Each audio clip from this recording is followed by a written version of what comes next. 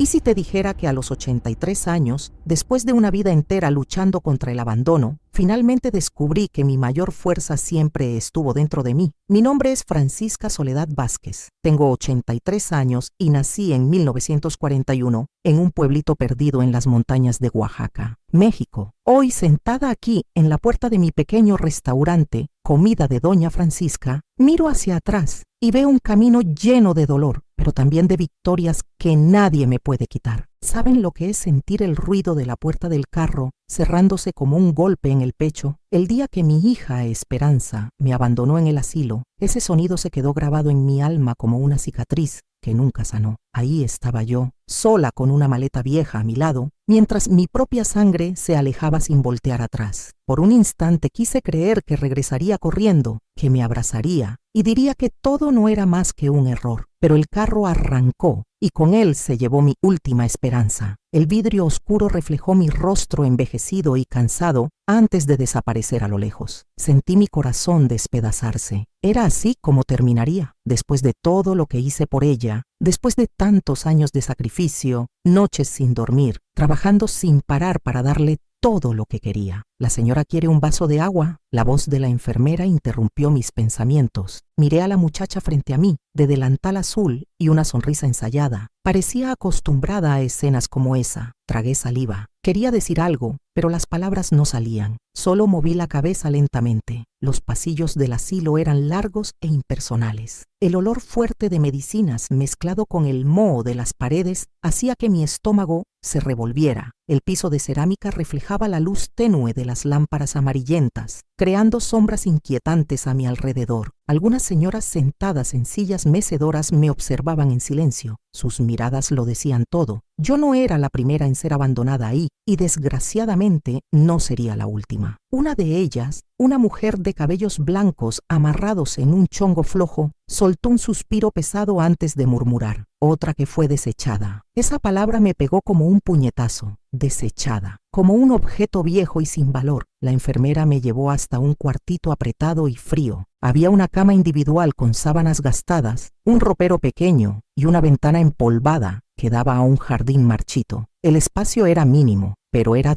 todo lo que tenía ahora. Solté la maleta en el piso y me quedé parada en medio del cuarto, sintiendo un vacío aplastante. Dios mío, ¿cómo fue que vine a parar aquí? Mi mente se negaba a aceptar. Todo lo que hice fue amar a mi hija. Trabajé toda la vida, me privé de tantas cosas, pasé hambre, hice todo lo que estuvo a mi alcance para que ella nunca tuviera que sufrir. Y ahora, cuando más la necesitaba, la puerta se cerró detrás de mí con un chasquido seco. Estaba sola, mis rodillas cedieron y me senté en la orilla de la cama, sintiendo las lágrimas deslizarse por mi rostro. Abracé mis propios brazos tratando de encontrar algún consuelo, pero todo lo que sentí fue el peso aplastante de la soledad. Miré mi maleta al lado. Mi vida entera cabía ahí. Algunas ropas viejas, un peine quebrado, fotografías arrugadas. El tic-tac del reloj de pared era lo único que rompía el silencio. Cerré los ojos y traté de no llorar, pero el dolor era demasiado. El cielo estaba gris, sin color, sin vida, así como yo me sentía. Cerré los ojos y dejé que la pena me tragara. Pero entonces algo dentro de mí comenzó a susurrar. Recuerda quién eres. Recuerda todo lo que ya enfrentaste. No es así como termina tu historia. Yo no sabía aún, pero aquel momento de total desesperación sería apenas el comienzo de algo mucho más grande. Y la vida, aunque cruel, aún tenía planes para mí. Si tú también has sentido el dolor del abandono, si alguien que amabas te dio la espalda cuando más lo necesitabas, comenta aquí abajo esta frase: yo también merezco amor y respeto. Tu historia, como la mía, merece ser contada. Dale like a este video si crees que nunca es tarde para encontrar tu propia fuerza y suscríbete al canal para más historias de mujeres que, como tú y como yo, se negaron a rendirse. Mi nombre es Francisca, pero todos en el pueblo me decían Panchita. Nací en 1941 en San Jerónimo Tlacochahuaya, un pueblo pequeño en las montañas de Oaxaca, donde el viento frío cortaba la piel y la pobreza se sentaba a la mesa junto con nosotros cada día. Nuestra casa era de adobe, con techo de lámina que goteaba cuando llovía fuerte. No teníamos luz eléctrica, solo el brillo tembloroso del quinqué que iluminaba las noches frías de invierno. La vida no era fácil, pero en aquel entonces yo no sabía lo que era la comodidad para sentir que me faltaba. Mi madre, doña Antonia Morales,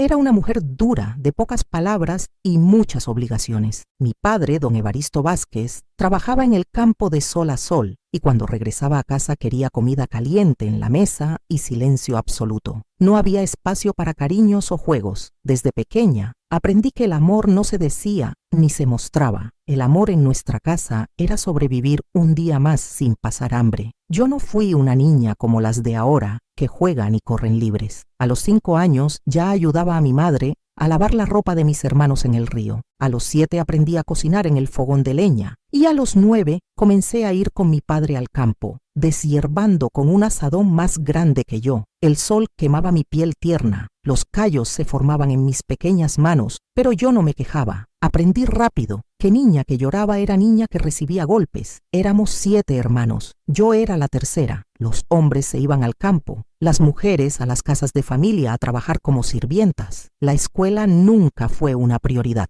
Las mujeres tienen que aprender a cuidar la casa, decía mi madre. Mi padre pensaba que estudiar era cosa de gente rica. Aún así, yo adoraba esos raros momentos en que lograba escaparme y sentarme en el piso del salón de la maestra Remedios, garabateando el cuaderno con un lápiz ya tan pequeñito que apenas cabía en los dedos. Doña Antonia, Francisca tiene buena cabeza para aprender. Debería dejar que la niña estudiara más, decía la profesora. Mi madre solo movía la cabeza, cortando cualquier esperanza. ¿Y quién me va a ayudar aquí en la casa? Los libros no llenan la barriga, profesora. Y así, mi destino fue trazado antes de que yo creciera. Mis hermanos tampoco tuvieron opción. Los muchachos se fueron al campo, las muchachas a las casas de familia, a trabajar como empleadas domésticas. Con 12 años, ya sabía que mi vida sería una eterna servidumbre, pero dentro de mí aún tenía un sueño pequeño, frágil, pero insistente. Soñaba con tener una familia diferente. Soñaba con casarme con un hombre bueno que me amara y tener hijos que nunca conocieran lo que era pasar hambre, que nunca sintieran el desprecio de una madre, que nunca tuvieran miedo de un padre. Pero mirando hacia atrás ahora, me doy cuenta de que el destino se ríe de nuestros sueños. La vida no siempre nos da lo que pedimos, a veces nos da exactamente lo contrario. Mis días seguían una rutina implacable. Despertaba antes de que saliera el sol, ayudaba a mi madre a preparar el café para mis hermanos y antes de que pudiera siquiera tomar un sorbo, ya tenía las manos metidas en el agua fría del río, tallando la ropa de toda la casa. Después venía el campo, donde pasaba horas y horas arrancando hierba mala, cosechando lo que la tierra nos daba, sudando bajo un sol despiadado que hacía que mi piel ardiera. No había espacio para soñar, pero de alguna manera,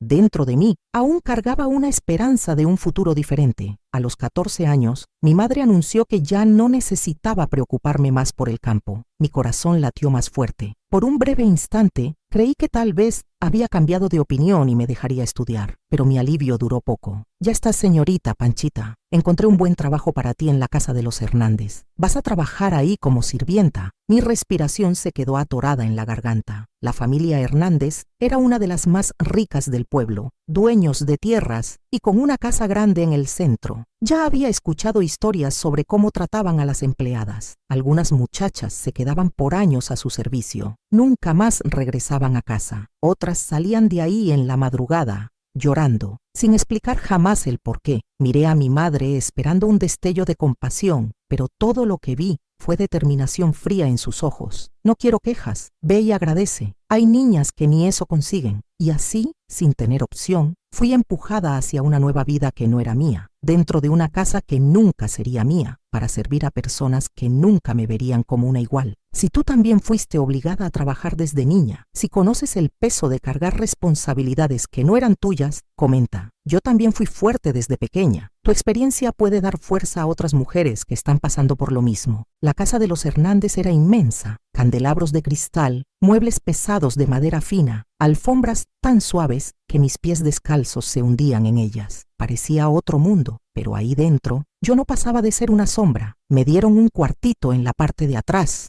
mal iluminado, con un colchón delgado y una cobija rala. Mis días comenzaban antes que los patrones despertaran y solo terminaban después de que todos se fueran a dormir. Yo lavaba, cocinaba, servía, limpiaba. La patrona doña Mercedes Hernández nunca me miraba a los ojos cuando me hablaba. Francisca, el piso está inmundo, gritaba señalando un piso que ya brillaba de tanto tallarlo. El patrón, don Aurelio Hernández, Era un hombre callado, siempre serio, pero sus ojos, esos ojos me daban escalofríos. Yo trataba de mantenerme invisible. Sabía que si no daba problemas, tal vez lograría juntar algo de dinero. ¿Quién sabe? Hasta construir un futuro para mí misma. Pero en casas como aquella, muchachas como yo no tenían control de su propio destino. Era una noche de 1958, cuando yo tenía 17 años. El silencio de la casa pesaba más de lo normal. La patrona y los hijos habían salido a una fiesta. Solo quedaba el patrón. Yo ya me iba a recoger cuando escuché pasos pesados detrás de mí. Mi corazón se aceleró. «Estás sola, Francisca». La voz de don Aurelio era baja,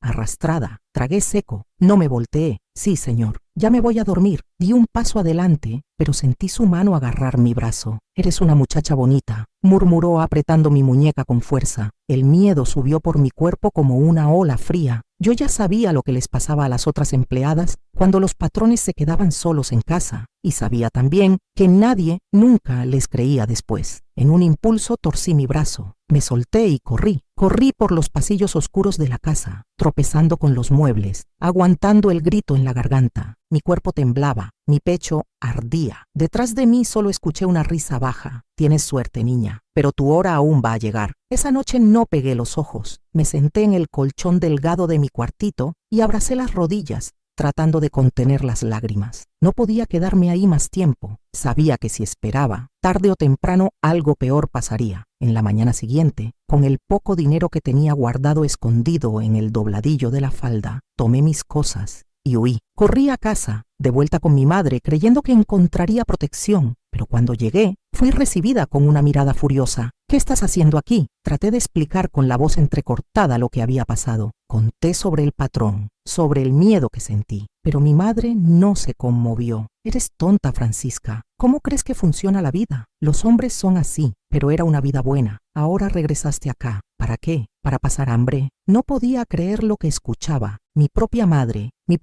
decía aquello como si no significara nada. «Regresa para allá, pide disculpas, haz lo que tengas que hacer». Un dolor cortante atravesó mi pecho. Mi madre prefería verme sometida a cualquier cosa antes que verme de vuelta en esa casa. En ese momento me di cuenta de que no tenía un hogar ahí. Yo solo era una carga. Sin saber para dónde ir, sin nadie que me ayudara, hice lo único que me quedaba. Tomé mi atado de ropa y caminé hacia lo lejos, hacia donde aún no sabía. Pero en esa carretera de tierra, bajo el sol abrasador del interior de Oaxaca, mi vida de verdad estaba a punto de empezar. Una vida de lucha, una vida de dolor, pero tal vez una vida mía. El autobús hacia la Ciudad de México costaba más de lo que tenía. Mis pies estaban sucios de polvo rojo cuando llegué a la terminal. Mis manos sudaban apretando el atado de ropa contra el pecho. No tenía para dónde ir, no tenía dinero suficiente, no conocía a nadie que pudiera ayudarme, pero sabía que no podía quedarme en el pueblo donde mi propia madre me había dado la espalda. Mi respiración era pesada. Miré a los lados tratando de encontrar una cara conocida, alguien que pudiera decirme qué hacer, pero todo lo que vi fue un montón de extraños. Hombres con sombreros de palma, mujeres cargando canastas, niños jugando cerca de la carretera. Ninguno sabía lo que yo estaba sintiendo. Ninguno sabía que yo estaba completamente sola en el mundo. Respiré hondo y caminé hasta la taquilla. «Muchacha, ¿para dónde va el próximo autobús?». La mujer detrás del vidrio me miró de arriba abajo con una mirada cansada. «Va para la capital». Mi mente giró.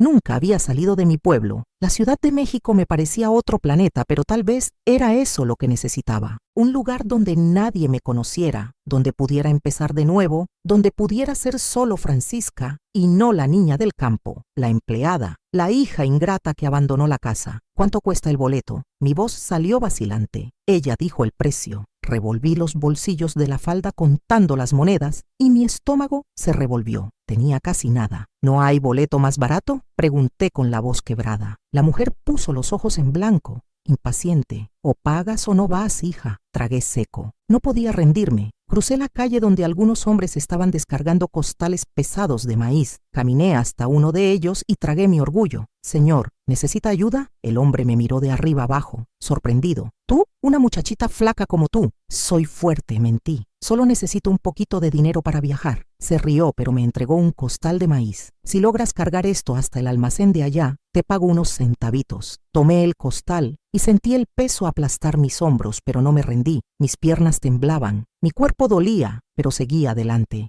un paso a la vez. Cuando terminé, el hombre me palmeó el hombro. «Está bien, niña». Me entregó algunas monedas. Regresé a la taquilla y con la mano temblorosa entregué todo lo que tenía. «Quiero el boleto». La mujer tomó el dinero y sin ni siquiera mirarme empujó el boleto por la abertura del vidrio. Era oficial. Me iba. El viaje duró horas. El autobús se sacudía en las carreteras de tierra y cada minuto que pasaba me alejaba más de la única vida que conocía. Llegué a la Ciudad de México cuando el sol ya se estaba poniendo. El olor de la ciudad era diferente. Humo, grasa, basura. Las calles estaban llenas de carros, claxones y voces. La gente caminaba rápido, como si tuviera un lugar al que ir. Yo no tenía. Abracé mi atado de ropa y comencé a caminar tratando de entender hacia dónde ir. Mi estómago rugía. No había comido desde la mañana. Pasé por un mercado y vi una canasta con panes. Mi corazón latió. Podía sentir el olor del pan calentito. La boca se me llenó de saliva, pero no tenía dinero. Vi a un hombre de traje comprando un pan y metiendo las monedas del cambio en el bolsillo del saco. Cuando se alejó, dejé mi orgullo de lado y me acerqué. «Disculpe, señor, ¿podría ayudarme con una moneda para comer algo?» Me miró de arriba abajo. «Lárgate de aquí, niña. Ve a trabajar». El sonido de esas palabras me pegó como una bofetada, pero ya sabía que el mundo no tenía piedad de quien no tenía nada. Si alguna vez tuviste que tragarte tu orgullo para sobrevivir, si conoces el dolor de pedir ayuda y ser rechazada, comenta. Yo también fui valiente en mi desesperación. Seguí caminando hasta que vi un cartel pegado en un poste. «Se necesita ayudante para la cocina. Pago semanal». Mi corazón latió más fuerte. Arranqué el papel y corrí hasta la dirección indicada. Llegué a un pequeño restaurante sencillo, con olor a comida casera. Un hombre gordo con delantal sucio de harina me miró desconfiado. «¿Qué quieres?». Tragué seco. «El empleo. Sé cocinar». Arqueó una ceja. «¿Sabes cocinar qué?». Pensé rápido. «Frijoles charros, mole, pollo guisado». Se rió. «Ah, ¿sí? Entonces entra. Quiero ver». Entré. Me entregó un cuchillo y señaló un montón de verduras. «Corta esto para la sopa». Mis manos temblaban, pero hice lo que me mandó. No podía perder esa oportunidad. Me observó en silencio y después de un rato bufó. «Está bien, empiezas mañana». Mis ojos se llenaron de lágrimas. Lo había logrado. Por primera vez en la vida estaba sola, sin madre, sin padre, sin patrones abusivos, pero por primera vez estaba empezando a construir algo por mí misma. Y en ese momento me hice una promesa. Nunca más dejaría que nadie me tratara como un objeto desechable. Si el mundo quería tumbarme, yo lucharía hasta el final. Y esa lucha apenas comenzaba. Esa noche, después de conseguir mi primer empleo en la ciudad, salí del restaurante con un nudo en la garganta y los ojos llenos de lágrimas. No era tristeza, era alivio. Había conseguido una oportunidad pequeña, casi insignificante para el mundo, pero para mí significaba todo. Pero surgió un nuevo problema. No tenía dónde dormir. Las calles de la Ciudad de México estaban vivas, llenas de voces, pasos apurados y luces que parpadeaban en los letreros de las tiendas. Caminé sin rumbo con el atado de ropa apretado contra el pecho, sintiendo el viento frío de la noche cortar mi piel. Pasé por una banca de la plaza y vi a un hombre acostado ahí, cubierto por un periódico, un mendigo. Mi estómago se revolvió. No era muy diferente de él, no ahora. Me senté en la banca de al lado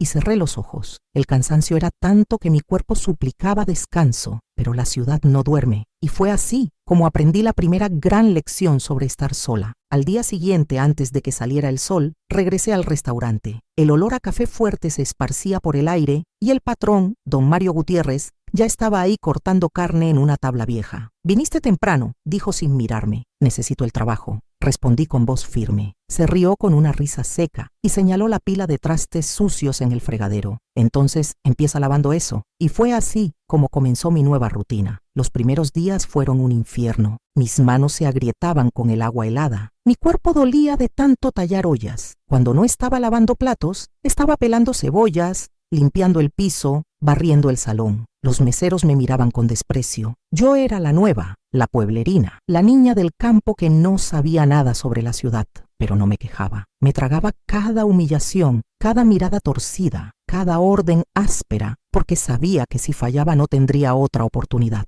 Después de una semana de trabajo, don Mario me llamó al rincón. ¿Necesitas un lugar donde quedarte? Mis ojos se agrandaron. Sí, señor. Se rascó la barbilla, pensativo. Hay un cuartito en la parte de atrás, cerca de la bodega. No es gran cosa, pero es mejor que dormir en la calle. Mi corazón se disparó. Puedo pagar. Solo necesito tiempo para juntar dinero. No necesitas pagar nada, niña, pero trata de trabajar bien. Casi lloré de gratitud.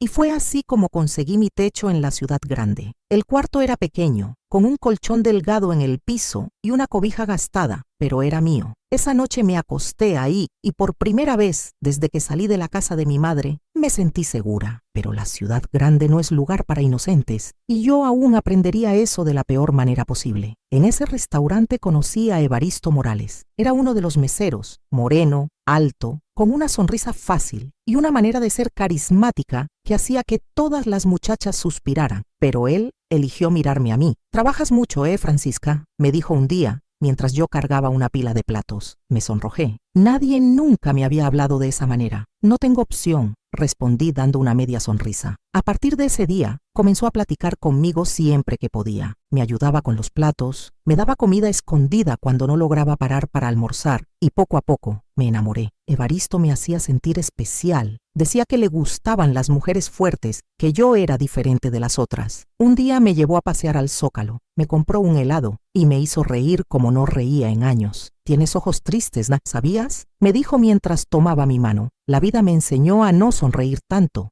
respondí desviando la mirada. Él apretó mi mano con fuerza. «Yo voy a cambiar eso». Y yo, tonta, le creí. Los meses pasaron. Estaba viviendo un sueño. En los días de descanso me llevaba a bailar. Me hacía sentir bonita. Me hacía olvidar que era solo una niña, sin nadie en la ciudad grande. Hasta que un día me dijo algo que hizo que mi corazón se acelerara. «Vamos a vivir juntos». Mi pecho se llenó de esperanza. Vivir con Evaristo, tener un hogar de verdad, construir una vida al lado de alguien que me amaba. Acepté sin pensarlo 2 veces. Esa noche tomé mi atado de ropa y salí del restaurante para seguir al hombre que yo creía que era mi futuro. Me llevó a un cuartito apretado en el centro de la ciudad. El lugar olía a humedad. Las paredes estaban sucias, pero no me importó, porque por primera vez no estaba sola. Al menos eso pensaba. La luna ya estaba alta cuando Evaristo llegó a casa borracho. Traté de ayudarlo a quitarse los zapatos, pero me empujó. «Déjame en paz, Francisca». Me llevé un susto. Nunca me había hablado de esa manera. Al día siguiente pidió disculpas. Dijo que estaba cansado, que no era nada. Pero esa fue solo la primera vez. Con el tiempo, el hombre que decía que me amaba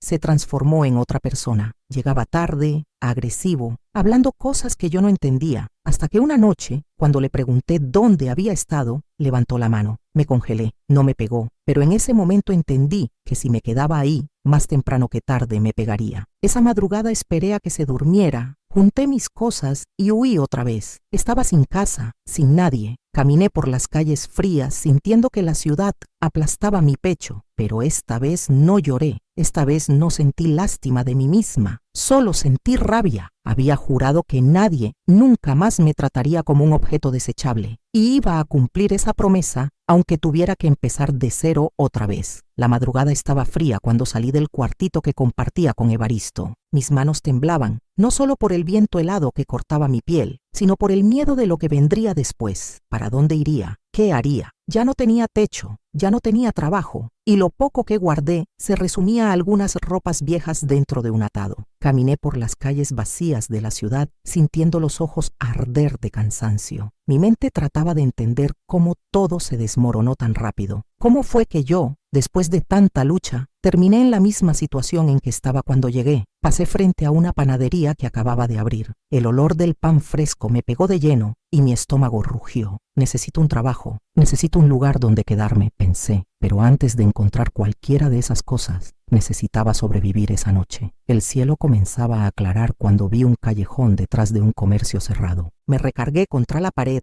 y abracé mis propias piernas tratando de espantar el frío. Mis ojos estaban pesados, pero el miedo no me dejaba dormir. Vi a otras personas en la misma situación. Un hombre enrollado en un pedazo de cartón. Una mujer sentada en un rincón con los ojos fijos en el piso. El mundo nos trataba como si fuéramos invisibles. Ya no era Francisca, la muchacha trabajadora del restaurante. Ahora era solo una más perdida en la ciudad grande. Y esa era una realidad que a nadie le importaba ver. El día amaneció y con él vino mi decisión. no me iba a rendir. Me levanté, sacudí el polvo de la falda y volví a buscar empleo. Pasé horas tocando de puerta en puerta, escuchando no tras no. Ya tenemos gente suficiente. ¿Ya trabajaste en esto antes? Disculpe, no estamos contratando. Cada respuesta negativa era un golpe, pero me negaba a caer. Hasta que al mediodía entré a un pequeño bar, exhausta y sin esperanzas. El dueño, un hombre bajo de bigote grueso y ojos cansados, me miró de arriba a abajo. ¿Sabes limpiar piso?, preguntó cruzando los brazos. Sé hacer de todo, respondí sin dudar.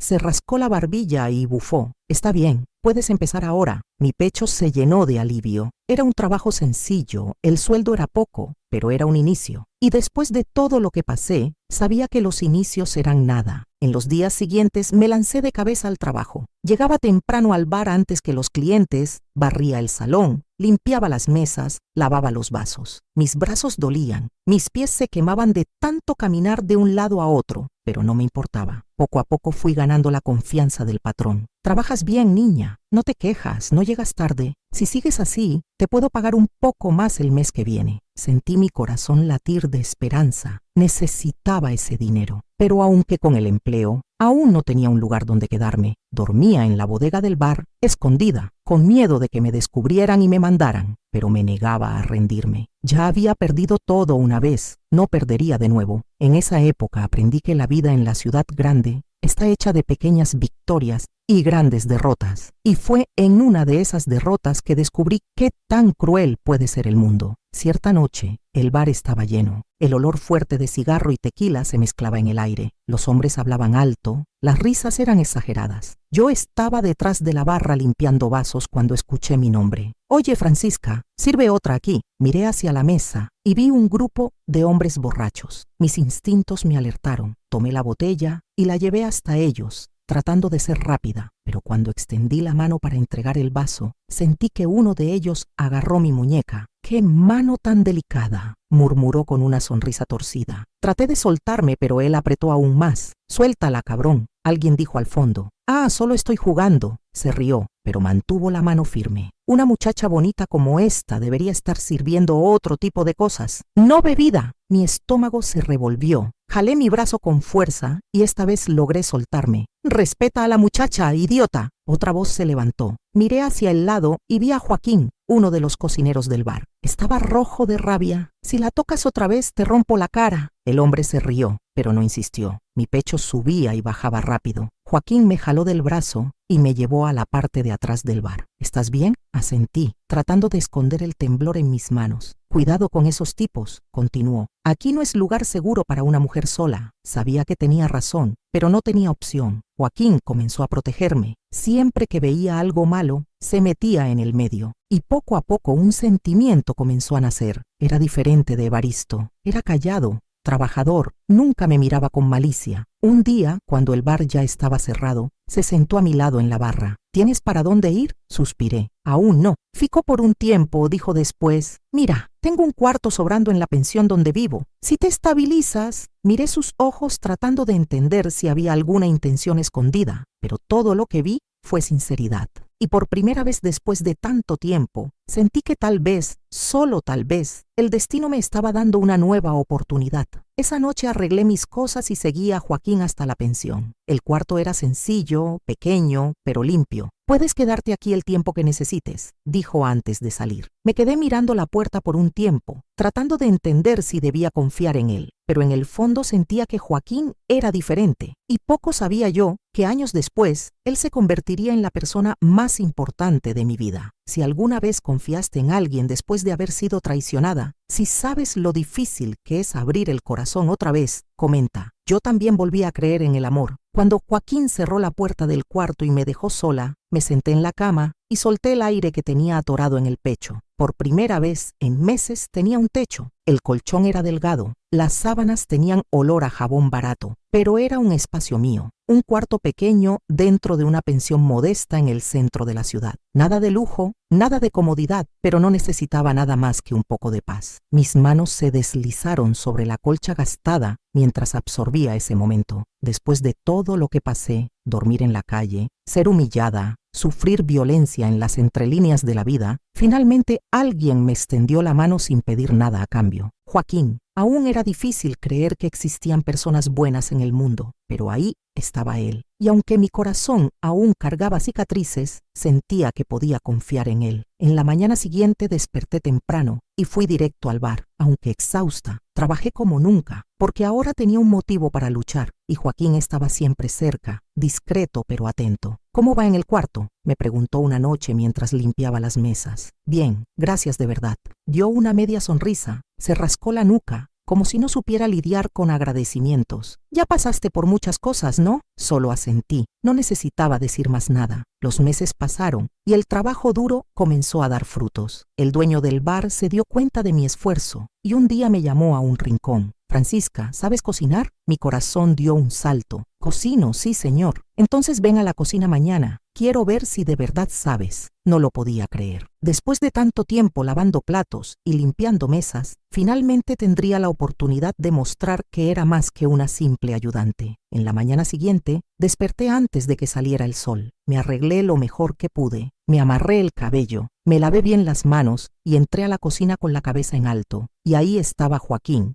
sonriéndome desde el otro lado de la barra. «Buena suerte, Francisca». Mi corazón se calentó. Comencé ayudando en la preparación de los platos, cortando verduras, sazonando carnes, moviendo ollas. Los primeros días fueron difíciles. Los cocineros eran exigentes y cualquier error era castigado con miradas duras y quejas. Pero no me rendía. Y entonces, un día la cocinera principal tuvo que salir más temprano. El patrón me miró y dijo: «Francisca, haz los frijoles charros. Quiero ver si es todo eso que dices». Mi estómago se revolvió. Si me equivocaba, perdería todo. Pero no podía equivocarme. Mis dedos temblaban levemente mientras tomaba los ingredientes. Hice lo que aprendí con mi madre allá en el campo. El olor de los frijoles cocinándose, del chorizo friéndose, del chicharrón chisporroteando en el aceite caliente, me hizo volver en el tiempo, y cuando terminé, puse todo en el plato y se lo entregué al patrón. Tomó la cuchara, probó y se quedó en silencio por un instante. El tiempo se congeló y entonces me miró y dijo: «A partir de hoy eres cocinera». Mis ojos se llenaron de lágrimas. Lo había logrado. Al día siguiente, Joaquín apareció en la cocina con un plato en la mano. «Quiero probar los frijoles charros de la famosa Francisca». Me reí, tomando la cuchara y entregándosela. Probó y cerró los ojos saboreando. «Dios mío, cásate conmigo». Me sonrojé al instante. Joaquín se rió y yo también, pero poco sabíamos que ese momento sería el comienzo de algo mucho más grande entre nosotros. El tiempo fue pasando y poco a poco mi vida comenzó a acomodarse. Ahora ganaba un poco más y logré comprar algunas cosas para mi cuartito en la pensión. Un día, después del trabajo, Joaquín me acompañó hasta casa. «¿Ya lograste juntar buen dinero?», preguntó. «Poco a poco», respondí. Se rascó la nuca, pareciendo nervioso. «¿Ya pensaste en salir de esa pensión y vivir conmigo?». Mi corazón se aceleró. «Joaquín», tomó mi mano. «En serio, me gustas, Francisca. Eres fuerte, luchadora. Tienes un corazón bueno. Sé que ya sufriste mucho, pero quiero darte un hogar de verdad».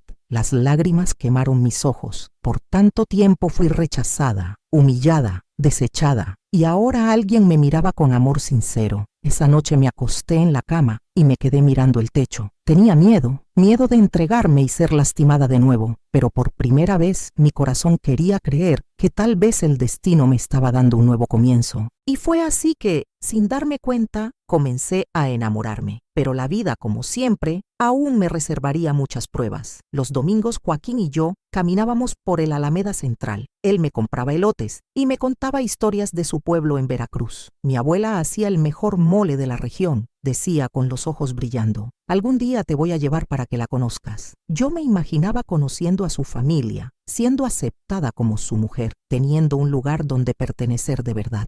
Era un sueño tan bonito que me daba miedo creerlo. Una tarde lluviosa, mientras preparábamos la cena en el bar, Joaquín se acercó por detrás y me abrazó. «Francisca, hay algo que quiero decirte». Mi corazón se aceleró. Me volteé para mirarlo. «¿Qué?». «Llevo meses ahorrando», dijo nervioso. «Quiero que tengamos nuestro propio lugar, un hogar de verdad, solo para nosotros dos». Sentí que el mundo se detenía. Un hogar, algo que había soñado desde niña y que nunca pensé que tendría. «¿En serio?». «En serio. Encontré una casita pequeña en la colonia Doctores. No es nada elegante, pero tiene 2 cuartos, una cocinita y hasta un pequeño patio donde puedes poner flores. Me tapé la boca con las manos. Flores. Hacía años que no pensaba en cosas tan simples y hermosas como las flores. Joaquín, yo no sé qué decir. Di que sí, susurró tomando mis manos. Di que quieres construir una vida conmigo. Esa noche, cuando ya estábamos solos en la pensión, Joaquín se hinchó frente a mí y sacó una cajita pequeña. No es gran cosa, dijo con voz temblorosa, pero quiero que sepas que mis intenciones son serias. Francisca Soledad Vázquez, ¿te quieres casar conmigo? Dentro de la cajita había un anillo sencillo, de plata, sin piedras, pero era el objeto más hermoso que había visto en mi vida. Sí, susurré con lágrimas en los ojos. Sí, me quiero casar contigo. Nos casamos 3 meses después en una ceremonia pequeña, en la iglesia de San Hipólito. Solo estuvieron algunos compañeros del bar como testigos. Yo llevaba un vestido blanco sencillo que una vecina de la pensión me prestó. No tuvimos fiesta grande ni luna de miel, pero cuando Joaquín me besó en el altar, sentí que finalmente había encontrado mi lugar en el mundo. La casita en la colonia Doctores era exactamente como Joaquín había dicho, pequeña pero acogedora. Tenía paredes de ladrillo sin pintar, pisos de cemento y ventanas que dejaban entrar mucha luz. El patio de atrás era diminuto, pero yo inmediatamente me imaginé llenándolo de macetas con geranios y hierbas de olor. «Bienvenida a casa, señora Morales», me dijo Joaquín, cargándome en brazos para cruzar el umbral. Señora Morales. Era la primera vez que alguien me llamaba así, con respeto, con cariño. Los primeros meses de casados fueron los más felices de mi vida. Joaquín trabajaba en el bar durante el día y yo me quedaba en casa,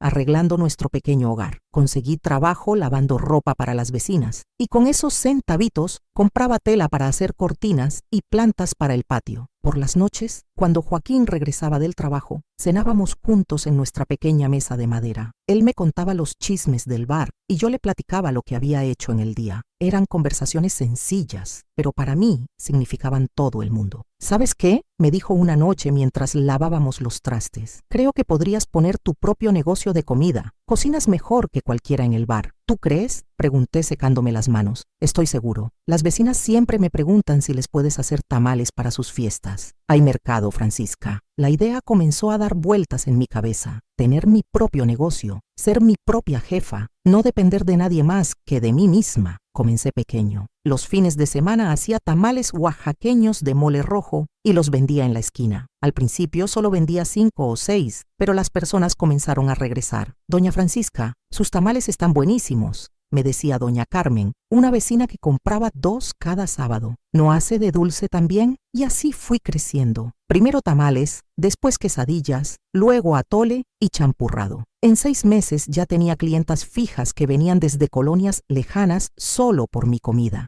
Joaquín estaba orgulloso de mí. Mi mujer es una empresaria, les decía a sus amigos del bar. Pero justo cuando pensaba que mi vida había encontrado su rumbo, el destino me tenía preparada la sorpresa más grande de todas. Una mañana me desperté con náuseas terribles. Al principio pensé que había sido algo que comí, pero cuando los síntomas continuaron por una semana, una vecina me dijo algo que me cambió la vida. Francisca, ¿no será que estás esperando bebé? Mi corazón se detuvo. ¿Un bebé? La posibilidad no se me había ocurrido. Esa misma tarde fui con la partera del barrio, doña Remedios. Felicidades, muchacha, me dijo después de revisarme. Tienes como 2 meses. Salí de ahí caminando como en las nubes. ¿Iba a ser madre? Después de toda una vida sintiéndome sola, ahora iba a traer una nueva vida al mundo. Cuando Joaquín llegó esa noche, yo estaba sentada en la cocina con las manos sobre el vientre. ¿Qué tienes?, me preguntó preocupado. Te ves rara. Joaquín, dije con voz temblorosa, vamos a tener un bebé. Se quedó parado en la puerta con la boca abierta y después gritó de alegría tan fuerte que las vecinas salieron a ver qué pasaba. «Voy a ser papá», le gritó a todo el barrio. «Mi Francisca va a tener un bebé». Esa noche nos abrazamos y lloramos de felicidad.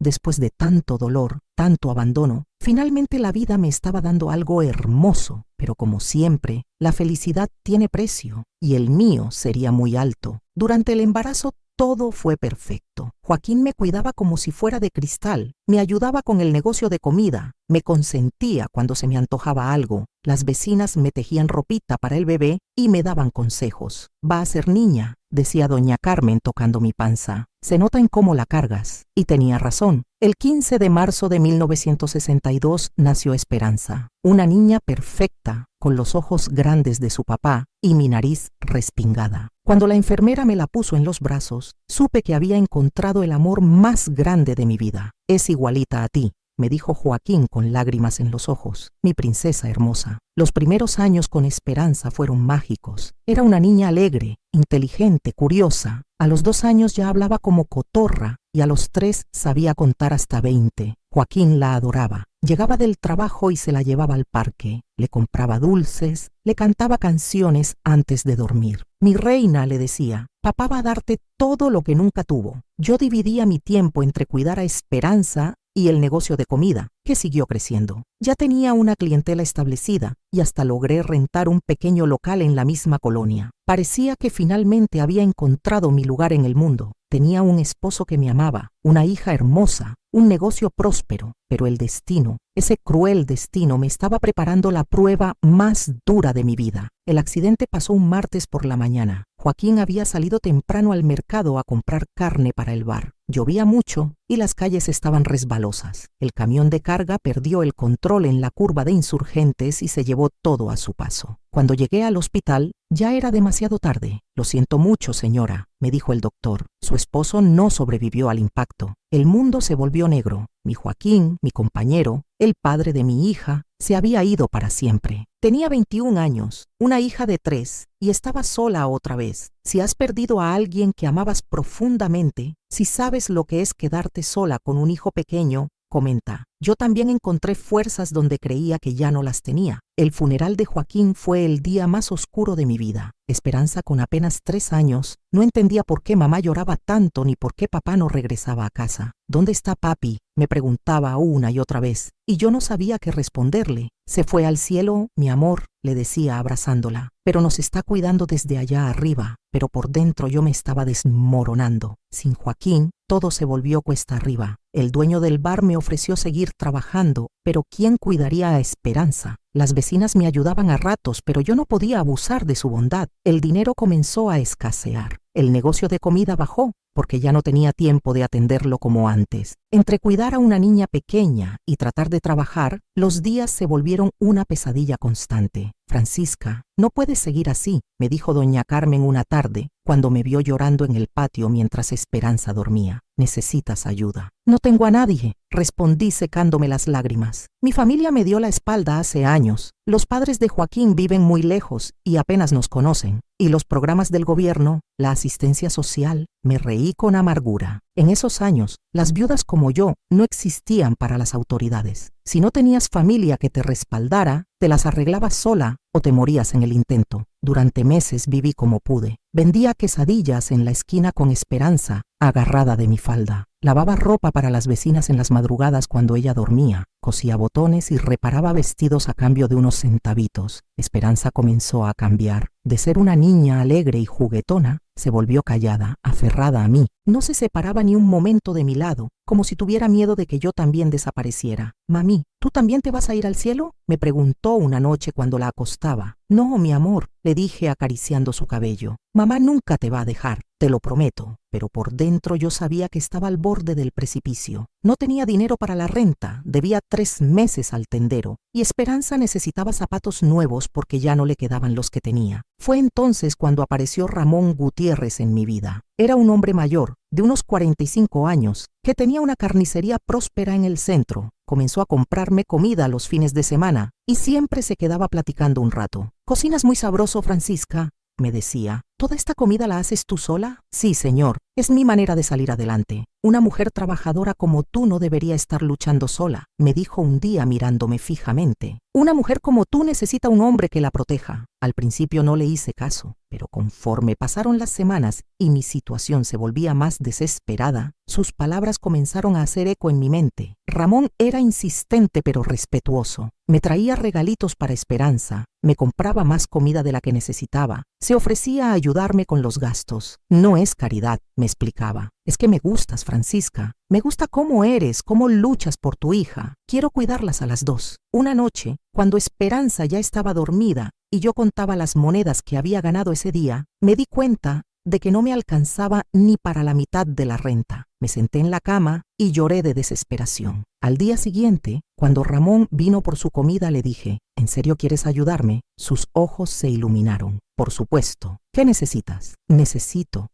saber que mi hija va a tener un techo y comida segura. Necesito saber que no vamos a terminar en la calle. Cásate conmigo, me dijo sin dudarlo. Yo me haré cargo de todo. Esperanza va a ser como mi propia hija. No era amor. Yo lo sabía y él también lo sabía. Era una transacción. Seguridad a cambio de compañía, estabilidad a cambio de matrimonio. Necesito pensarlo, le dije. Esa noche me quedé despierta mirando a Esperanza dormir. Era tan pequeñita, tan vulnerable. ¿Qué clase de vida le podía ofrecer yo sola? Crecer en la pobreza, sin oportunidades, viendo a su madre luchar día y noche solo para sobrevivir. Ramón tenía una casa grande, un negocio estable. Podía darle a Esperanza educación, vestidos bonitos, un futuro mejor del que yo jamás podría proporcionarle. 2 semanas después me casé con Ramón en el juzgado civil. Esperanza llevaba un vestido nuevo de color rosa que él le había comprado. Durante la ceremonia me tomó de la mano y me sonrió. «Ahora tienes un papá nuevo», le dije después. «¿Él también se va a ir al cielo?», me preguntó con sus ojos grandes. «No, mi amor, él se va a quedar con nosotras». Pero yo no sabía que estaba cometiendo el error más grande de mi vida. Los primeros meses con Ramón fueron tranquilos. Su casa era cómoda. Esperanza tenía su propio cuarto con juguetes nuevos. Comíamos bien todos los días. Por primera vez desde la muerte de Joaquín no me preocupaba por el dinero. Pero Ramón tenía un carácter fuerte y reglas muy estrictas. «En esta casa se hace lo que yo digo», me explicó desde el primer día. «Tú te encargas de la casa y de la niña. Yo me encargo de todo lo demás. Pero mi negocio de comida, ya no necesitas trabajar, Francisca. Ahora eres mi esposa. Tu trabajo es estar aquí». Al principio pensé que era su manera de cuidarme, pero pronto me di cuenta de que Ramón quería controlar cada aspecto de mi vida. A dónde iba, con quién hablaba, cuánto dinero gastaba, hasta qué ropa me ponía. «Esa falda está muy corta», me decía cuando me vestía para salir al mercado. «Las mujeres casadas no se visten así. Es la misma ropa que siempre he usado».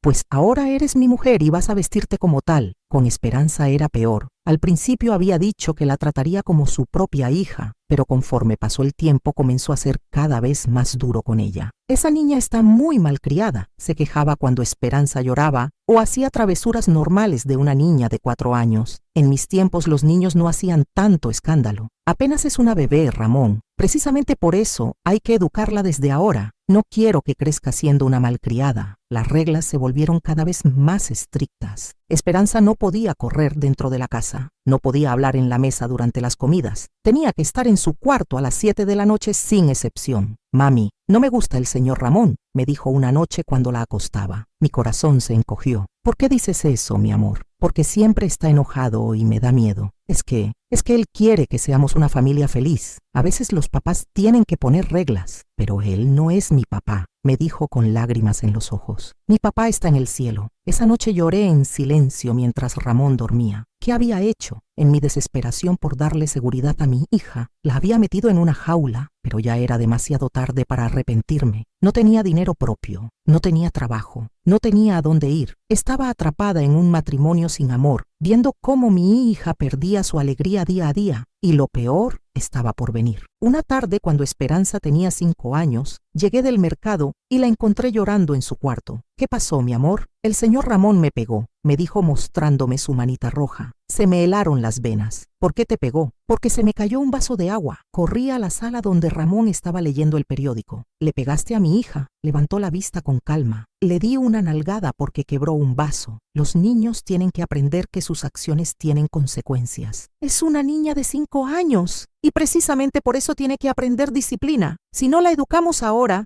va a crecer siendo una irresponsable». «No vuelvas a tocarla», le dije temblando de rabia. Se levantó del sillón y se acercó a mí. Era mucho más alto y fuerte que yo. «Cuidado con el tono, Francisca. En esta casa yo pongo las reglas. Si no te gusta, ya sabes dónde está la puerta». Pero los dos sabíamos que yo no podía irme. No tenía dinero, no tenía trabajo, no tenía a dónde llevar a Esperanza. Estaba atrapada. Esa fue la primera vez que Ramón le pegó a mi hija, pero no sería la última. Y cada golpe que él le daba se sentía como si me lo diera a mí. Viví los siguientes años caminando en cáscaras de huevo, tratando de proteger a Esperanza de la ira de Ramón, pero también tratando de no provocarlo, porque sabía que si él se enojaba mucho, podía echarnos a la calle. Y entonces, ¿qué sería de nosotras? Esperanza se volvió una niña callada, miedosa, que siempre pedía permiso para todo. Mi niña alegre y traviesa se había convertido en una sombra de sí misma. y yo me odiaba por haber permitido que eso pasara. Si alguna vez tuviste que elegir entre la seguridad económica y tu propia felicidad, si conoces el peso de tomar decisiones imposibles por el bien de tus hijos, comenta. Yo también hice sacrificios que creí que eran por amor. Los años pasaron como una pesadilla lenta. Esperanza creció bajo la sombra de Ramón y yo me convertí en una mujer que ya no me reconocía. Había cambiado mi libertad por seguridad, mi felicidad por estabilidad, y el precio era viendo a mi hija perder su infancia. Cuando Esperanza cumplió 8 años, las cosas empeoraron. Ramón decidió que ya era tiempo de que aprendiera a ser útil y comenzó a darle tareas de adulto. Lavar trastes, barrer toda la casa, ayudarme en la cocina desde las 5 de la mañana. En mis tiempos los niños trabajaban desde pequeños, decía cuando yo protestaba. Eso los hace fuertes, los prepara para la vida. Pero Ramón, ella necesita jugar, necesita ser niña. Los juegos son para los ricos, Francisca. Nosotros somos gente trabajadora. Mi hija comenzó a desarrollar una madurez que no le correspondía. A los 9 años ya cocinaba mejor que muchas mujeres adultas. A los 10 manejaba el dinero de las compras del mercado y sabía regatear como comerciante experimentada. Pero en sus ojos se estaba muriendo algo que nunca regresaría, la inocencia de la infancia. Mami, ¿por qué otras niñas van a fiestas y yo no puedo?, me preguntó una tarde mientras lavábamos ropa en el patio. Porque nosotras tenemos responsabilidades diferentes. ¿Porque somos pobres? No somos pobres, mi amor, pero tampoco somos ricas como las familias de mis amigas de la escuela. No supe qué responderle. Técnicamente teníamos casa, comida,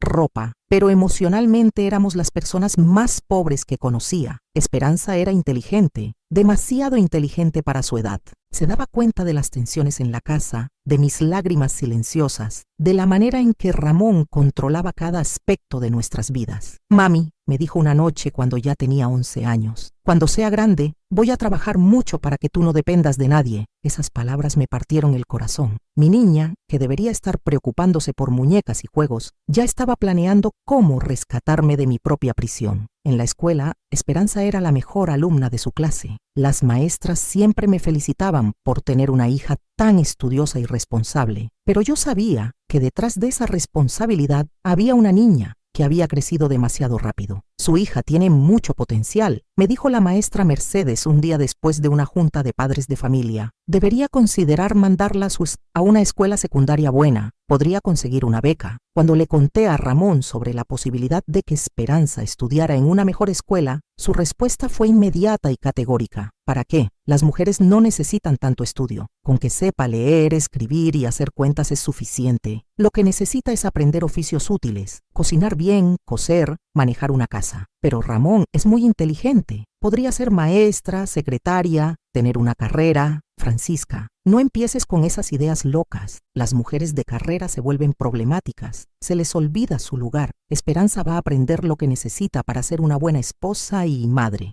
Nada más. Esa noche, cuando acosté a Esperanza, ella me preguntó, ¿es cierto que no voy a poder estudiar la secundaria? Me dolió en el alma tener que mentirle. Aún no hemos decidido, mi amor. Yo quiero estudiar, mami. Quiero ser como la maestra Mercedes, ayudar a otros niños a aprender. Lo sé, mi amor. Yo también quiero eso para ti. Entonces, ¿por qué el señor Ramón dice que no? Porque él piensa diferente. ¿Y por qué lo que él piensa es más importante que lo que tú y yo pensamos? No tenía respuesta para esa pregunta, o sí la tenía, pero era una respuesta que me avergonzaba demasiado para decirla en voz alta, porque yo había elegido la seguridad económica sobre nuestra libertad. Los años de la adolescencia de Esperanza fueron aún más difíciles. Ramón se volvió más controlador y estricto. No podía salir con amigas, no podía hablar con muchachos, tenía que estar en casa inmediatamente después de la escuela. Las muchachas decentes no andan en la calle, decía. Si la educamos bien, va a encontrar un buen marido que la mantenga. Esperanza comenzó a revelarse de maneras pequeñas pero significativas. Se tardaba más en el mercado para poder platicar con otras muchachas. Escondía libros que pedía prestados en la biblioteca y los leía en secreto por las noches. Hacía preguntas incómodas en la mesa durante las comidas. ¿Por qué las mujeres no pueden trabajar fuera de casa?, preguntó una noche cuando tenía 14 años. Porque el lugar de la mujer está cuidando su hogar y su familia, respondió Ramón sin levantar la vista de su plato. Pero la maestra Mercedes trabaja y tiene familia. La maestra Mercedes es una excepción y seguramente su marido no está contento con esa situación. ¿Y si yo quiero ser una excepción también? El tenedor de Ramón golpeó el plato con fuerza. Tú no vas a ser ninguna excepción, jovencita. Vas a hacer lo que todas las mujeres decentes: casarte, tener hijos, cuidar tu casa. Pero yo no quiero eso. No importa lo que quieras, importa lo que está bien. Esperanza me miró con lágrimas en los ojos, esperando que yo la defendiera. Pero como siempre me quedé callada. Como siempre elegí la paz falsa sobre la justicia verdadera. Esa noche Esperanza no me habló cuando la fui a acostar. Se volteó hacia la pared y fingió estar dormida. Pero yo sabía que estaba llorando.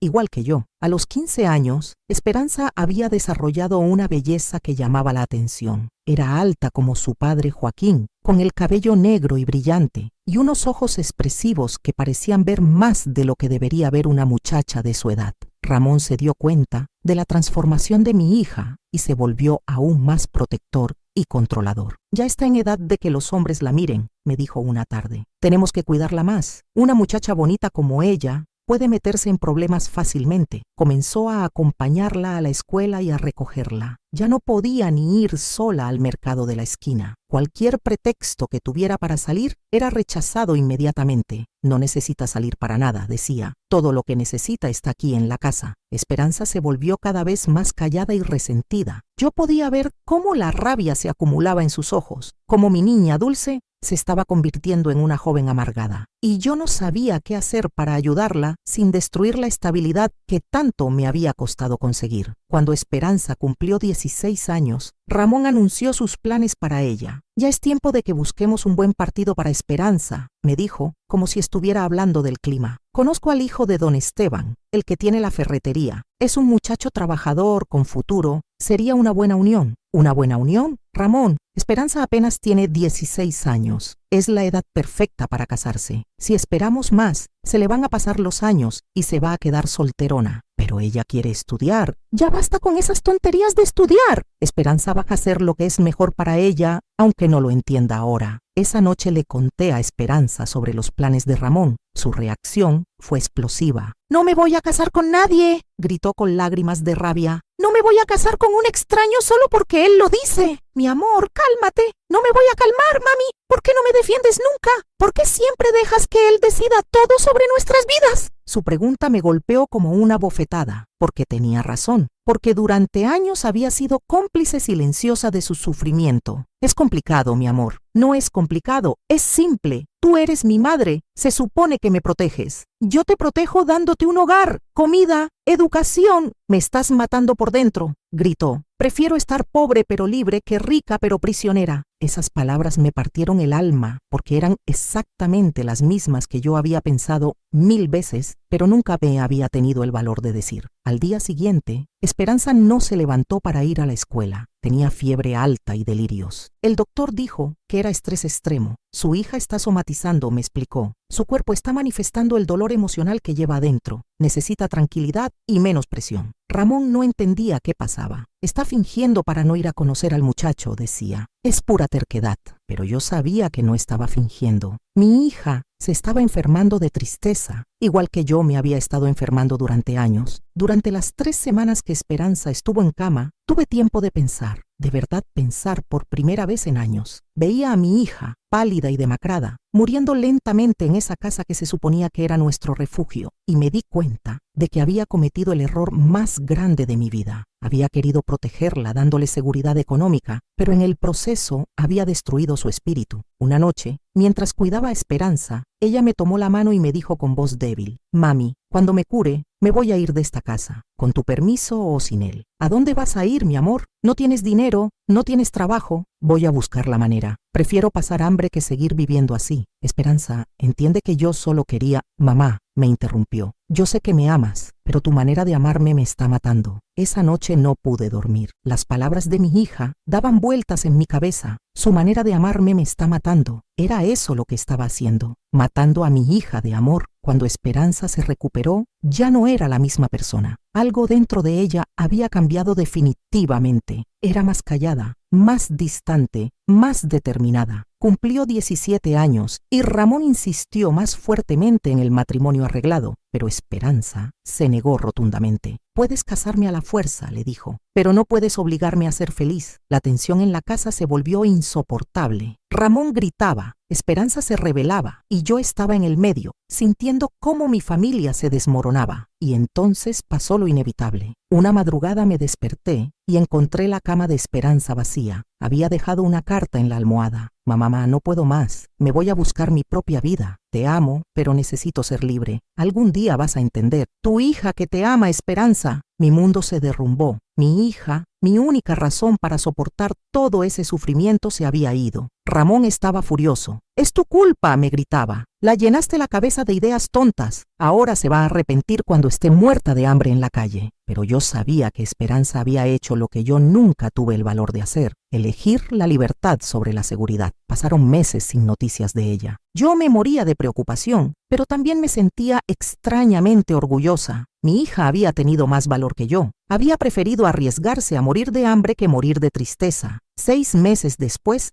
recibí una carta. Esperanza estaba en Guadalajara, trabajando como mesera y estudiando contabilidad en las noches. Estaba bien, estaba libre, estaba construyendo la vida que quería. «Mamá», decía la carta, «espero que algún día tengas el valor de hacer lo mismo que yo hice. Te amo y siempre te voy a amar, pero no puedo regresar a esa casa». Esa noche lloré como no había llorado en años. Lloré por los años perdidos, por las oportunidades desperdiciadas, por haber elegido la comodidad sobre la dignidad, y por primera vez en mucho tiempo comencé a planear mi propia escapada. Si alguna vez sentiste que tu manera de proteger a alguien que amas en realidad le estabas haciendo daño, si conoces el dolor de ver partir a un hijo porque era la única manera que tenía de salvarse, comenta. Yo también tuve que aprender que amar a veces significa dejar ir. Los 2 años que siguieron a la partida de Esperanza fueron los más oscuros de mi vida. La casa se sentía como un mausoleo, llena de recuerdos de una niña que había crecido demasiado rápido y se había ido demasiado pronto. Ramón se volvió más amargado después de la huida de Esperanza. Me culpaba constantemente por lo que había pasado. «Por tu culpa perdimos a la muchacha», me decía cada vez que tomaba más de la cuenta. «Si hubieras sido más firme con ella, si no le hubieras metido ideas raras en la cabeza». Pero yo sabía la verdad. Esperanza no se había ido por culpa mía. Se había ido para salvarse de nosotros, de la vida que nosotros le estábamos imponiendo. Las cartas de mi hija llegaban cada 2 meses. Me contaba sobre su trabajo, sus estudios, sus nuevos amigos. Estaba floreciendo lejos de nosotros, convirtiéndose en la mujer que siempre había estado destinada a ser. «Mamá, me gradué de contabilidad»,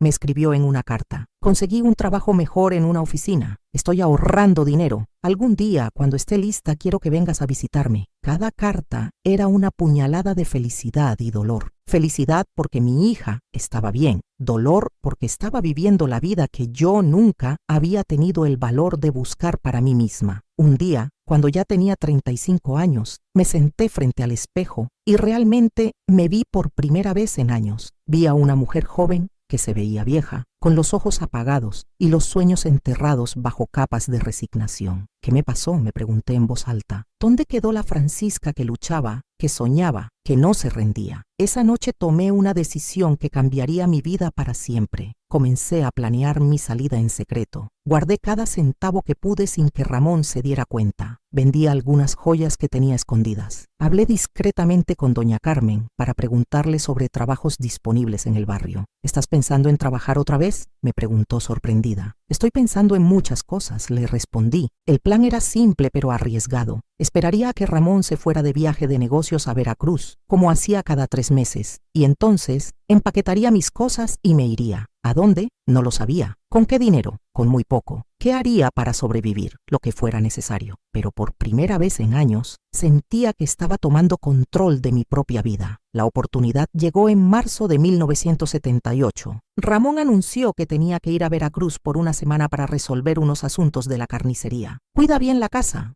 me dijo al despedirse. Y no hagas tonterías mientras no esté. Si hubiera sabido lo que yo estaba planeando, no me habría dejado sola ni un minuto. En cuanto su camión dobló la esquina, comencé a actuar. Empaqué solo lo esencial, algo de ropa, mis documentos, las fotografías de Esperanza y Joaquín y el poco dinero que había logrado ahorrar. Dejé una carta en la mesa de la cocina. Ramón, gracias por darme un techo durante estos años, pero ya no puedo seguir viviendo una vida que no es mía. No me busques, Francisca. Cerré la puerta de esa casa y caminé hacia la estación de autobuses sin voltear atrás. A los 37 años estaba empezando de nuevo, otra vez, pero esta vez era diferente. Esta vez no huía de algo, sino hacia algo, hacia mi libertad, hacia mi dignidad, hacia la posibilidad de ser quien realmente era. El autobús me llevó a Guadalajara, donde vivía Esperanza. No le había avisado que iba. No sabía si me recibiría después de tantos años de haberla traicionado con mi silencio. Cuando llegué a la dirección que venía en sus cartas, era un edificio de departamentos pequeños pero limpios en una colonia trabajadora. Subí las escaleras con el corazón latiéndome tan fuerte que pensé que se iba a salir de mi pecho. Toqué la puerta del departamento 4B. ¿Quién es? Escuché la voz de mi hija del otro lado. Soy yo, mi amor, soy mamá. El silencio que siguió duró una eternidad.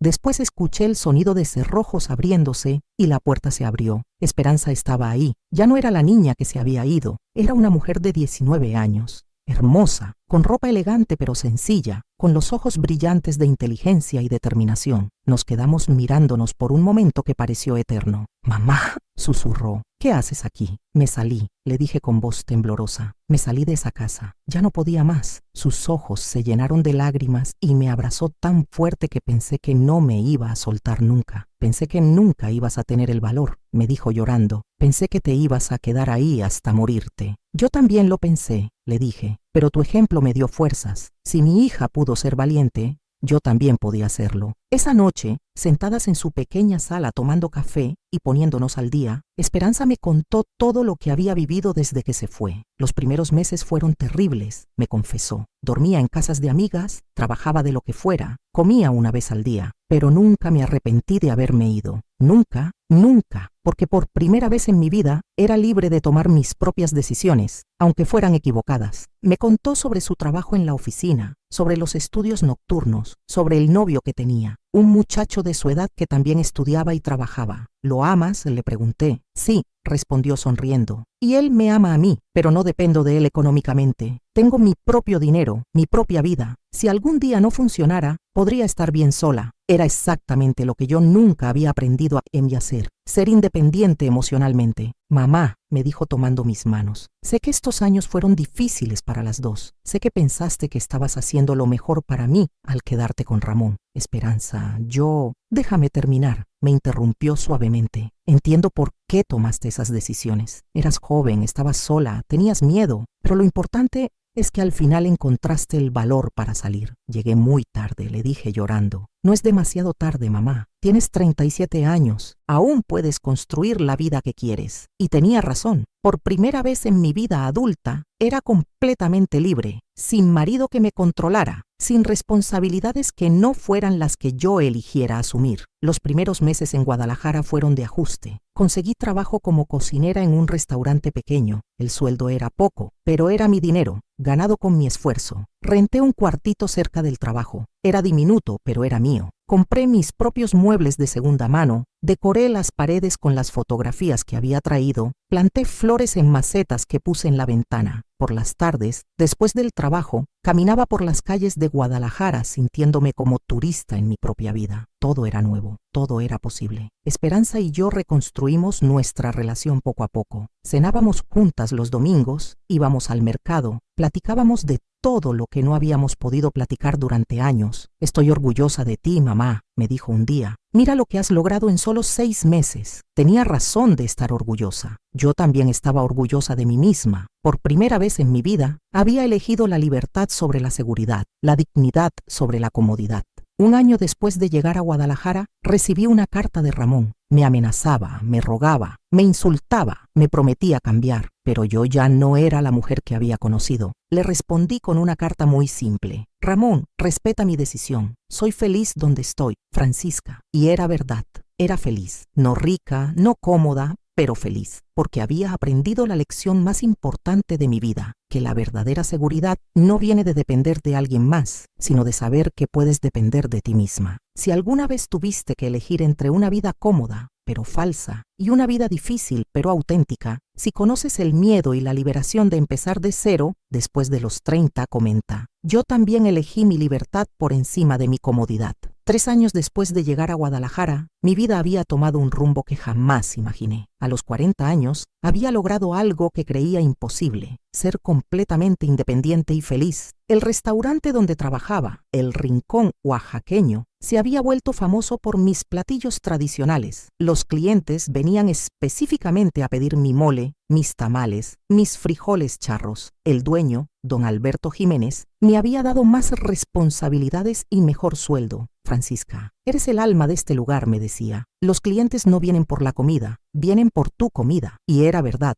Había desarrollado un estilo único que combinaba las recetas de mi infancia en Oaxaca con técnicas que había aprendido a lo largo de los años. Cada platillo llevaba un pedacito de mi historia. Esperanza, mientras tanto, había terminado sus estudios y conseguido un puesto como contadora en una empresa mediana. Se había casado con Roberto, su novio de la universidad, en una ceremonia pequeña pero hermosa, a la que yo asistí como la madre orgullosa que siempre debía haber sido. Mamá, quiero que sepas algo, me dijo el día de su boda. El hecho de que hayas encontrado el valor para cambiar tu vida me dio permiso para vivir la mía sin miedo. Esas palabras fueron el regalo más hermoso que podía haberme dado, pero la vida aún tenía sorpresas guardadas para mí. Una tarde de sábado, mientras atendía el restaurante, llegó un hombre mayor, elegante pero sencillo, que pidió mole oaxaqueño. Lo vi comer con una expresión de nostalgia y felicidad que me llamó la atención. Cuando terminó se acercó al mostrador. Disculpe, ¿usted hizo este mole? Sí, señor. ¿Es usted de Oaxaca? Sí, de un pueblito cerca de la capital. Sonrió con tristeza. Hace años que no probaba un mole que supiera como el de mi tierra. Mi esposa, que en paz descanse, cocinaba igual de sabroso. Se presentó como profesor Aurelio Mendoza, viudo jubilado de la Universidad de Guadalajara. ¿Le molesta si le pregunto cómo aprendió a cocinar así? Mi madre me enseñó cuando era niña, le respondí. Después la vida me llevó por muchos caminos, pero siempre regresé a la cocina. Se nota que cocina con el corazón, me dijo. Es un don que no cualquiera tiene. A partir de ese día, el profesor Aurelio comenzó a venir todos los sábados. Siempre pedía algo diferente y siempre se quedaba platicando un rato. Me contaba sobre sus clases de historia, sobre los libros que leía, sobre los viajes que había hecho. Yo le contaba sobre mi pueblo, sobre las tradiciones culinarias de Oaxaca, sobre las recetas que había ido perfeccionando. ¿Sabe qué? Me dijo un día, usted debería escribir un libro de cocina. Sus recetas son tesoros que no deberían perderse. ¿Un libro? Profesor, yo apenas sé leer y escribir bien. Eso no importa. Yo podría ayudarla. Usted me dicta las recetas y yo las escribo. Sería una colaboración hermosa. La idea me pareció descabellada al principio. Yo, una mujer sin educación formal, escribiendo un libro, pero entre más lo pensaba, más me emocionaba la posibilidad. ¿De verdad cree que alguien estaría interesado en mis recetas? Estoy seguro. La comida tradicional mexicana está perdiendo su autenticidad. Recetas como las suyas, con historia personal, con técnicas ancestrales, son invaluables. Comenzamos a trabajar juntos los domingos por la tarde. Yo cocinaba y explicaba cada paso, cada secreto, cada historia detrás de cada platillo. Aurelio escribía todo con paciencia y cuidado. Cuénteme sobre este mole, me decía. ¿Dónde aprendió a hacerlo? Mi abuela Dolores me enseñó cuando tenía 8 años, le respondía. Decía que el secreto estaba en tostar cada chile por separado hasta que supiera que estaba listo. ¿Y cómo sabe que está listo? Por el olor. Cada chile tiene su propio canto cuando está en su punto perfecto. Aurelio escribía esas frases exactamente como yo las decía. Su manera de hablar de la cocina es poesía, me decía. Durante meses trabajamos en el libro. Fueron algunas de las tardes más felices de mi vida. Por primera vez, alguien me escuchaba realmente, valoraba mi conocimiento, me trataba como una experta en algo. Poco a poco, entre recetas y conversaciones, Aurelio y yo desarrollamos una amistad profunda. Era un hombre culto pero sencillo, inteligente pero humilde. Me prestaba libros, me contaba sobre el mundo, me hacía sentir que mi opinión importaba. Francisca, me dijo un domingo mientras terminábamos de revisar el capítulo sobre postres tradicionales. ¿Puedo hacerle una pregunta personal? Por supuesto. Nunca pensó en volver a casarse. La pregunta me tomó por sorpresa. Hacía años que no pensaba en el matrimonio como una posibilidad. Después de mi experiencia con Ramón, Pensé que era mejor estar sola, entiendo. Pero no todos los hombres son como él, lo sé. Pero es difícil volver a confiar. Por supuesto que lo es, dijo suavemente. Pero también es difícil vivir sin compañía cuando uno encuentra a la persona correcta. Me miró a los ojos con una ternura que me hizo sonrojar. Aurelio, Francisca, estos meses trabajando con usted han sido los más felices que he tenido desde que murió mi esposa. Usted es una mujer extraordinaria, fuerte, inteligente, talentosa, hermosa. Mi corazón se aceleró. No sé qué decir. No diga nada ahora. Solo piénselo. Podríamos ser buenos compañeros, tener una vejez tranquila juntos. Esa noche no pude dormir. A los 42 años, podía volver a enamorarme. Podía volver a confiar en que un hombre me amara por quien era realmente y no por lo que podía hacer por él. La respuesta vino cuando el libro estuvo terminado. Aurelio consiguió que una editorial pequeña lo publicara. Sabores de mi tierra, recetas y memorias de Oaxaca por Francisca Vázquez, salió a la venta 6 meses después. El día que tuve mi primer libro en las manos lloré como niña. Mi nombre estaba en la portada. Mis recetas, mis historias, mi conocimiento estaban preservados para siempre. Esto es más importante de lo que imagina, me dijo Aurelio. Este libro va a mantener vivas tradiciones que se estaban perdiendo. La presentación del libro fue en una librería pequeña del centro de Guadalajara. Esperanza y Roberto vinieron, algunas compañeras del restaurante, clientes frecuentes. Cuando me pidieron que hablara sobre el libro, sentí por primera vez en mi vida que tenía algo importante que decir. Este libro, dije con voz temblorosa, es la historia de una mujer que aprendió que nunca es demasiado tarde para encontrar tu propio valor. Cada receta aquí lleva un pedacito de mi vida, de mi tierra, de las mujeres que me enseñaron. Los aplausos me llenaron el corazón de una manera que nunca había experimentado. Esa noche, cuando Aurelio me acompañó a casa, le dije, sí, quiero intentarlo. Quiero ser tu compañera. Nos casamos al año siguiente, en 1983, en una ceremonia pequeña pero llena de amor. Esperanza fue mi madrina de honor. A los 43 años, me casé por amor por primera vez en mi vida. Con Aurelio descubrí lo que era un matrimonio de verdad, respeto mutuo, apoyo, conversación, ternura. Él nunca trató de cambiarme o controlarme. Al contrario, me alentaba a seguir creciendo. Mi libro se está vendiendo bien, le dije un día emocionada. Por supuesto que se vende bien. Es un libro extraordinario hecho por una mujer extraordinaria. ¿Crees que podríamos hacer un segundo libro? Creo que puedes hacer todo lo que te propongas. Y tenía razón. El segundo libro sobre postres tradicionales mexicanos fue aún más exitoso que el primero. A los 45 años, yo, Francisca Soledad Vázquez, que había empezado como una niña campesina sin educación, era una autora publicada, una cocinera reconocida, una mujer independiente y felizmente casada. Pero lo más importante, era una mujer libre. Si alguna vez dudaste de que fueras capaz de reinventarte, si creías que ya era demasiado tarde para perseguir tus sueños, comenta, yo también descubrí que cada final puede ser un nuevo comienzo. Hoy, mientras me siento en el portal de mi casa en Guadalajara, con mis 83 años bien vividos y mi corazón lleno de gratitud, puedo decir con toda certeza que mi vida ha sido extraordinaria. No porque haya sido fácil, sino porque elegí hacer de cada obstáculo un escalón hacia algo mejor. Han pasado 40 años desde que salí de Oaxaca con una maleta y un corazón roto. 40 años desde que decidí que mi historia no terminaría con el abandono en un asilo, sino que apenas comenzaría ahí. Esperanza tiene ahora 61 años. Es una mujer exitosa, madre de 3 hijos hermosos que son la luz de mis ojos y sigue siendo mi mayor orgullo. Hace 5 años, cuando cumplí 78, me dijo algo que guardo como mi tesoro más preciado. Mamá, durante años te odié por haberte quedado callada, por no haberme defendido de Ramón, pero ahora entiendo que tu verdadera enseñanza no fueron las palabras que no dijiste, sino el ejemplo que me diste cuando finalmente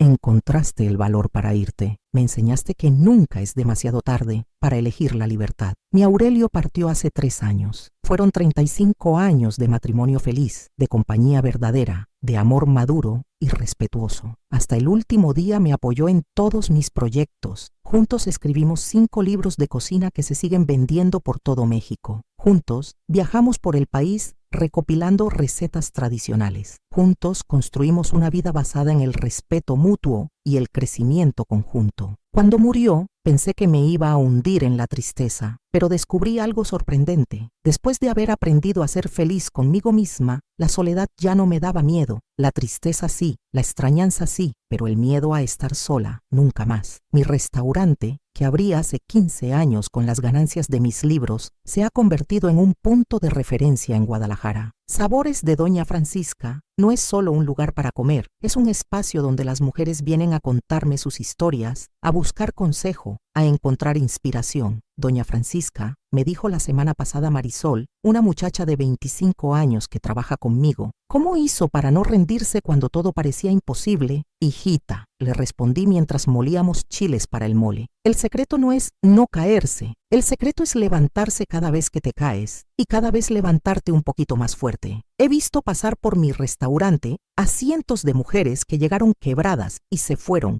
con esperanza renovada. Muchachas que huían de matrimonios abusivos, madres solteras que no sabían cómo salir adelante, viudas que pensaban que su vida había terminado. A todas les digo lo mismo. Mija, tú tienes todo lo que necesitas dentro de ti, solo tienes que encontrar el valor para usarlo. Hace 2 años, el gobierno del estado me otorgó un reconocimiento como Mujer Destacada de Jalisco por mi contribución a la preservación de la cultura culinaria mexicana. Cuando subí al pódium a recibir el premio, no pude evitar pensar en aquella niña descalza de Oaxaca que cortaba leña y soñaba con tener una familia que la amara. Este reconocimiento, dije en mi discurso, no es solo mío, es de todas las mujeres que me enseñaron a cocinar, que me enseñaron a luchar, que me enseñaron que la vida siempre puede empezar de nuevo si tienes el valor para escribir un nuevo capítulo. Mis libros ahora se enseñan en escuelas de gastronomía. Jóvenes chefs vienen a mi restaurante a aprender las técnicas tradicionales que yo preservé. Es gracioso pensar que yo, que nunca pude terminar la primaria, ahora soy considerada una autoridad en algo. Pero lo que más me llena de orgullo no son los reconocimientos ni el éxito del restaurante, es la cadena de mujeres valientes que he visto crecer. Carmen, que llegó a trabajar conmigo después de que su marido la corriera de la casa, ahora tiene su propio negocio de catering. Rosa, que era madre soltera sin oficio, aprendió a cocinar conmigo y ahora mantiene a sus 3 hijos con dignidad.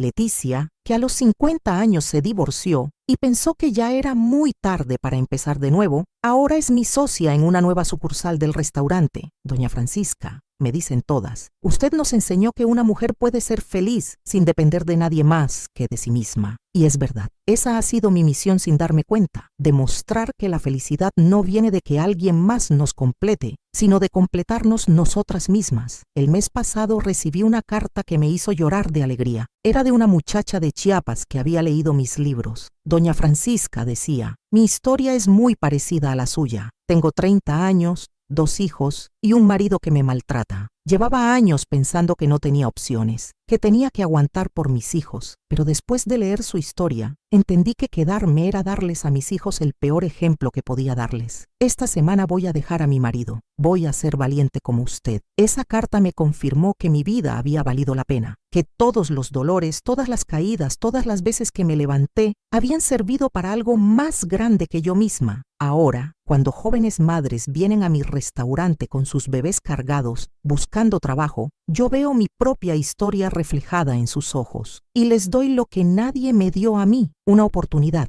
palabras de aliento, la certeza de que pueden salir adelante. Mija, le digo a cada una, no importa de dónde vienes ni qué tan difícil sea tu situación. Lo que importa es hacia dónde decides ir. Mis nietos me preguntan a veces por qué nunca hablo con rencor de las personas que me lastimaron, porque no odio a mi madre que me abandonó, a Ramón que me controló, a Evaristo que me traicionó. Abuela, me dijo Santiago, mi nieto de 15 años, ¿no les tienes coraje a las personas que te hicieron daño? Mijito, le expliqué, el rencor es como cargar una piedra pesada en el corazón. Al final, la única persona que sufre por esa piedra eres tú. Yo decidí soltar todas mis piedras para poder caminar más ligero. Y es verdad. He perdonado porque el perdón no es para los otros, es para una misma. Es la manera de liberarse del pasado para poder construir el futuro. Hoy, a los 83 años, puedo decir que soy la mujer más rica del mundo. No en dinero, sino en experiencias, en amor propio, en la satisfacción de haber construido algo hermoso con mis propias manos. Cada mañana despierto agradecida por haber tenido el valor de cambiar mi historia cuando parecía que ya estaba escrita. Agradecida por cada persona que se cruzó en mi camino, incluso las que me lastimaron, porque todas me enseñaron algo importante. Cuando me vaya de este mundo, quiero que me recuerden no como la mujer que sufrió, sino como la mujer que transformó su sufrimiento en sabiduría, su dolor en fortaleza, su historia triste en una historia de triunfo. Mi restaurante seguirá funcionando. Mis libros seguirán enseñando. Las mujeres que ayudé seguirán ayudando a otras. Esa es la verdadera inmortalidad.